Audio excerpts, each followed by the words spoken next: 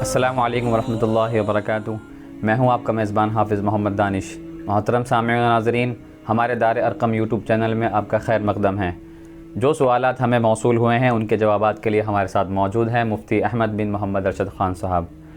جی مفتی صاحب، جمیل بھائی اوکھلا سے پوچھتے ہیں، اگر جانور ذبح کرتے ہوئے بسم اللہ پڑھنا بھول جائیں تو کیا حکم ہے؟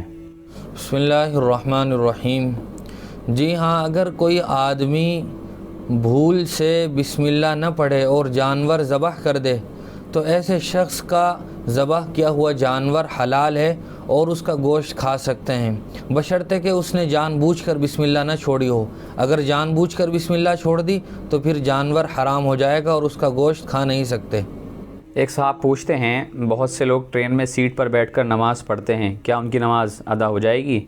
اس طرح عام حالات میں قیام یعنی کھڑے ہونے پر قادر ہوتے ہوئے بیٹھ کر فرض اور واجب نماز نہیں پڑھی جا سکتی۔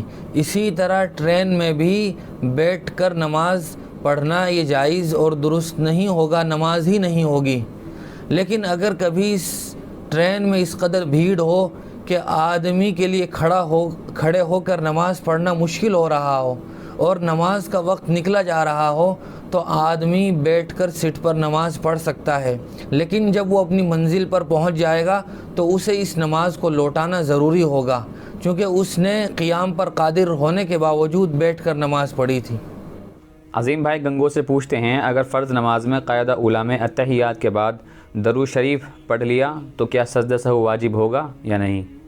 فرض نماز میں امام صاحب نے اگر قاعدہ اولیٰ میں تشہد کے بعد درود شریف پڑھ لیا اور وہ یہاں تک پڑھا اللہم صلی علی محمد تک پڑھ دیا تو سجدہ سہو واجب ہو جائے گا۔ امام صاحب کے ساتھ تمام تر لوگ سجدہ سہو کریں گے، لیکن اگر امام صاحب کے پیچھے کسی مقتدی نے تشہد کے بعد سورہ درود شریف پورا بھی پڑھ لیا ہو تب بھی اس مقتدی پر سجدہ سہو واجب نہیں ہوگا۔ لیکن اگر کوئی آدمی انفرادی طور پر فرض نماز ادا کر رہا ہے اور اس نے تشہد کے بعد درود شریف پڑھ دیا تو پھر اس پر بھی سجدہ سہو واجب ہوگا۔ ایک خاتون پوچھتی ہیں، قالین پر بچے نے پیشاب کر دیا تو پاک کرنے کا طریقہ کیا ہے؟ پاک کرنے کا طریقہ یہ ہے کہ اس جگہ کو پانی بہا کر اتنی اچھی طرح دھویا جائے کہ ناپاکی کے ختم ہونے کا بالکل اطمینان حاصل ہو جائے تو یہ قالین پاک ہو جائے گی۔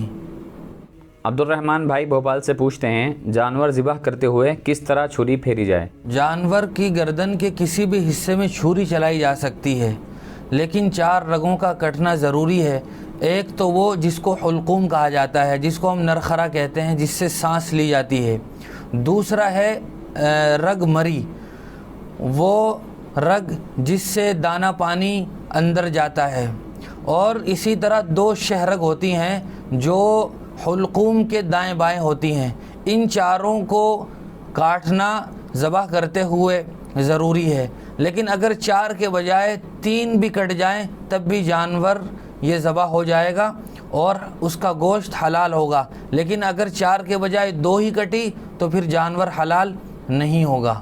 ایک صاحب پوچھتے ہیں، کیا قربانی کا گوشت غیر مسلم کو بھی دے سکتے ہیں یا نہیں؟ جی ہاں، قربانی کا گوشت غیر مسلم کو بھی دیا جا سکتا ہے۔ ڈاکٹر جاوید فاروق صاحب پوچھتے ہیں، شوہر نے اپنی بیوی کو 1 طلاق دی اور رجوع نہیں کیا اور بیوی کی عدت پوری ہو گئی، کیا یہ پھر سے نکاح کر سکتے ہیں یا ایک دوسرے کے علاوہ کسی اور سے نکاح کر سکتے ہیں یا نہیں؟ اسی طرح اگر شوہر نے بیوی کو 1 طلاق دی اور 1 ماہ بعد دوسری طلاق دے دی، کیا پھر بھی ایک دوسرے سے نکاح کر سکتے ہیں یا نہیں؟ طلاق کے مسائل بہت ہی باریک ہوتے ہیں، لیکن جو یہ سوال پوچھا گیا ہے اس کا جواب یہ ہے کہ اگر کسی شوہر نے اپنی بیوی کو 1 طلاق دی، طلاق دینے کے بعد شوہر کو اختیار تھا کہ وہ اپنی بیوی سے رجوع کر لیتا اور دونوں میاں بیوی وہ بن جاتے، لیکن شوہر نے اپنی بیوی سے رجوع نہیں کیا یہاں تک کہ بیوی کی عدت پوری ہو گئی تو اب یہ ایک دوسرے کے نکاح سے نکل گئے ہیں۔ اب اگر یہ چاہتے ہیں کہ دونوں پھر سے آپس میں رشتہ قائم ہو جائے تو نئے سرے سے نکاح کرنا ضروری ہوگا، لیکن اگر وہ آپس کے بجائے دوسرے لوگوں سے نکاح کرنا چاہیں، مرد کسی اور خاتون سے شادی کرنا چاہے، خاتون کسی اور مرد سے نکاح کرنا چاہے تو وہ اس طرح بھی نکاح کر سکتے ہیں۔ اور اسی طرح اگر کسی شخص نے اپنی بیوی کو ایک طلاق دی اور رجوع نہیں کیا، 1 مہینے کے بعد دوسری طلاق دے دی، تو بیوی کو 2 طلاقیں ہو جائیں گی، اور اگر رجوع نہیں کیا اور عدت گزر گئی تو دونوں آپس میں ایک دوسرے کے نکاح سے نکل جائیں گے۔ اب وہی طریقہ ہوگا جو پہلے مسئلے میں تھا، اگر وہ چاہیں تو نئے سرے سے نیا نکاح کر سکتے ہیں، اور اگر آپس کے بجائے دوسروں سے نکاح کرنا چاہیں تو اس کی بھی گنجائش ہے۔ لیکن یہ بات یاد رکھی جائے کہ اگر وہ آپس میں نکاح کرتے ہیں تو اب شوہر کے پاس صرف 1 طلاق کا حق باقی ہے۔ اگر اس نے تیسری طلاق بھی دے دی تو بیوی کو 3 طلاق ہو جائیں گی، جس کے بعد ان کا رہنا آپس میں یہ حرام ہو جائے گا۔ ایک جملہ اور بولتا ہوں، وہ سیٹ، اور پھر وہ آپس میں نکاح نہیں کر سکتے۔ جی بہت بہت شکریہ مفتی صاحب آپ کا۔ اسی طرح کی مزید مسائل کی جانکاری کے لیے آپ اپنا سوال ہمارے کمنٹ باکس یا ڈسکرپشن میں دیے گئے نمبر پر آپ ہمیں واٹس ایپ بھی کر سکتے ہیں۔ ہمارے چینل دار ارقم کو سبسکرائب کریں، ویڈیو کو لائک کریں، شیئر کریں، صدقہ جاریہ ہوگا۔